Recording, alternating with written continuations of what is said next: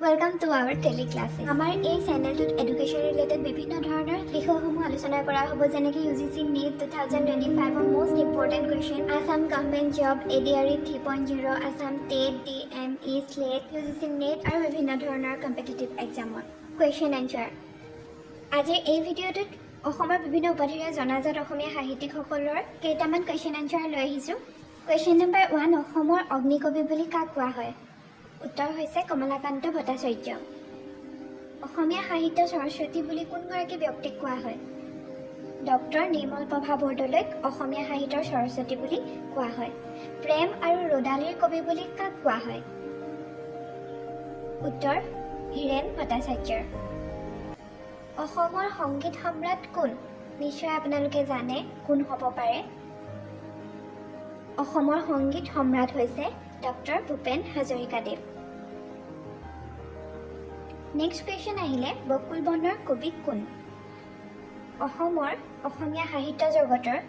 বকুল বনৰ কবি বুলি কোনগৰাকী ব্যক্তিক কোৱা হয় সেইগৰাকী হৈছে আনন্দ চন্দ্ৰ বৰুৱা নেক্সট কুৱেশ্যনলৈ আহোঁ আমি সুগন্ধি পখিলাৰ কবি বুলি কাক কোৱা হয় সুগন্ধি পখিলাৰ কবি কোন উত্তৰ সুগন্ধি পখিলাৰ কবি বুলি কোৱা হয় হীৰেন ভট্টাচাৰ্য নিশ্চয় আপোনালোক সকলোৱে মনত পৰিছে সুগন্ধি পখিলাৰ কবি কাক কোৱা হয় নেক্সট আহিলে ফুলনিৰ কবি কোন অসমীয়া সাহিত্যৰ কবিতাৰ জগতত ফুলনিৰ কবি বুলি কাক কোৱা হয় তেওঁ হৈছে উত্তৰ পদ্মধৰ চলিহা নেক্সট কুৱেশ্যনলৈ আহোঁ ভাঙনি কোঁৱৰ কোন এইটো বিভিন্ন ধৰণৰ কুৱেশ্যনত আহে বিভিন্ন ধৰণৰ এক্সামত ভাঙনি কোঁৱৰ কোন অসমৰ ভাঙনি কোঁৱৰ বুলি কাক কোৱা হয় অসমৰ ভাঙনি কোঁৱৰ হৈছে আনন্দ চন্দ্ৰ আগৰৱালা নেক্সট কুৱেশ্যনলৈ আহোঁ ধনী কবি কোন এইটো বিভিন্ন ধৰণৰ কুৱেশ্যন আহা দেখা গৈছে এক্সামত